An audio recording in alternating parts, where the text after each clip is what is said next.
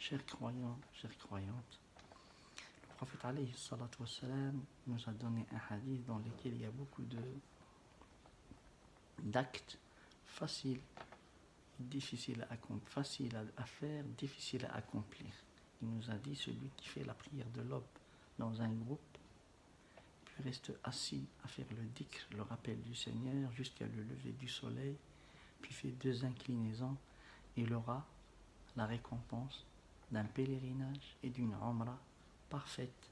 Le prophète alayhi salatu wassalam a dit 3 fois parfaite pour confirmer que la récompense est parfaite et complète, il n'y a pas de doute. Alors dans ce hadith, nous allons voir que le prophète alayhi salatu wassalam nous a dit celui qui fait la prière de l'aube.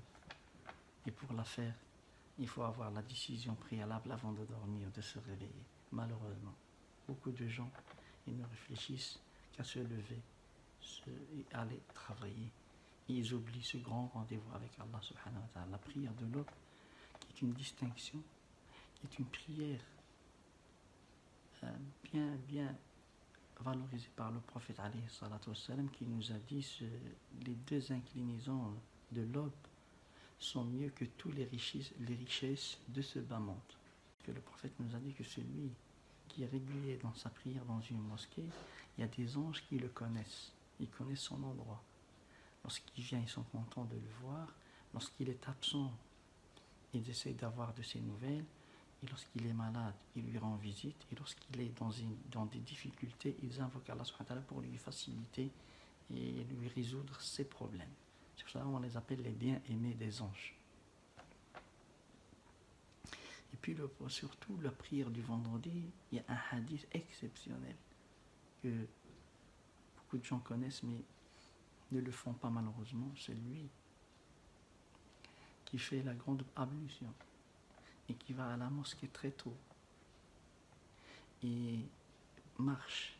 Il ne prend pas la locomotive et s'assoit proche de l'imam et écoute attentivement jusqu'à ce que l'imam finisse. Il aura la récompense d'une année, ses prières nocturnes et son jeûne.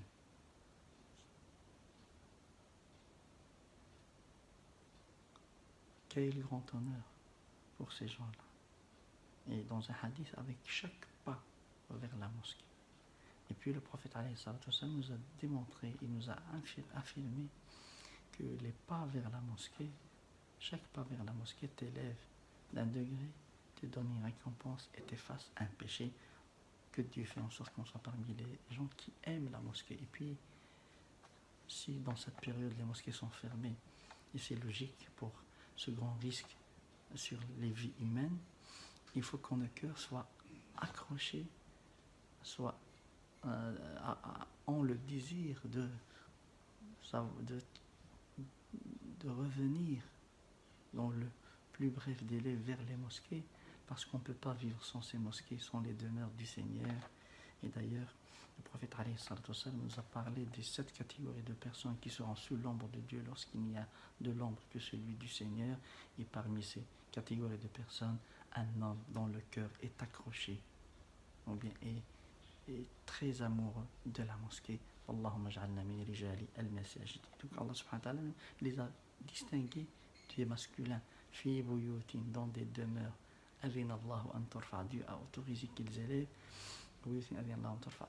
Yusabbihu lahu fiha bil ghuduwi wal asali rijal. Il le glorifie nuit et jour, des hommes. Ce sont des hommes distingués qui ne peuvent vivre sans les demeures du Seigneur, dans lesquelles il y a l'apaisement des cœurs, il y a le retour à la sincérité et à l'évidence et au divin. Allahumma barik lana fi masajidina. Et puis après la prière, les gens ils ont cette habitude de partir vite, alors que le prophète alayhi salatu wassalam, il nous a bien détaillé l'importance du dhikr, de l'adhkar ba'da salat, des rappels que nous devons faire après la prière. Et le minimum à respecter, ce sont le verset du trône. Et le prophète nous a dit, celui qui qui est régulier dans la citation du verset du trône après la prière obligatoire, il ne lui reste à accéder au paradis que de mourir. Donc si par la prescription du destin, il meurt par une maladie, par un accident, par quelque chose qui le dépasse, son âme accédera directement au paradis. فاللهم احفظنا ووفقنا لهذا العمل الصالح. آية الكرسي بعد صلاة الصلوات المفروضة. Et puis, celui qui dit, et nous a dit le prophète, est-ce que vous voulez que je vous montre une action, si vous l'accomplissez, vous atteindriez ceux qui vous ont dépassé dans les bonnes actions, et vous dépasserez tout le monde à part ceux qui font comme vous ou mieux que vous. Les compagnons ont dit oui, il leur a dit, vous dites à la fin, après chaque prière, 33 fois Subhanallah, 33 fois Alhamdulillah, 33 fois Allahu Akbar, et vous terminez la centième par La ilaha illallah wahdahu la sharika lah, lahul mulku wa lahul hamdu wa huwa ala kulli shay'in qadir. Nous connaissons cela, beaucoup de gens le connaissent, mais ne l'accomplissent pas, parce que le démon, lorsqu'il n'arrive pas à te freiner à faire la prière, il essaie de minimiser les dégâts et de ne pas te laisser avoir beaucoup de hasanat. Alors n'oublions pas ces deux actes. Et regardez comment le prophète insiste sur le fait de s'asseoir pour faire le dhikr jusqu'à le lever du soleil d'un cran. Donc après le lever du soleil, il faut attendre 15 minutes pour faire ces deux rak'at, ces deux inclinaisons de Ash-Shuruq, qui sont très importants. Parce que le prophète alayhi salatu wassalam nous a donné une grande récompense en accomplissant cette œuvre spirituelle parfaite.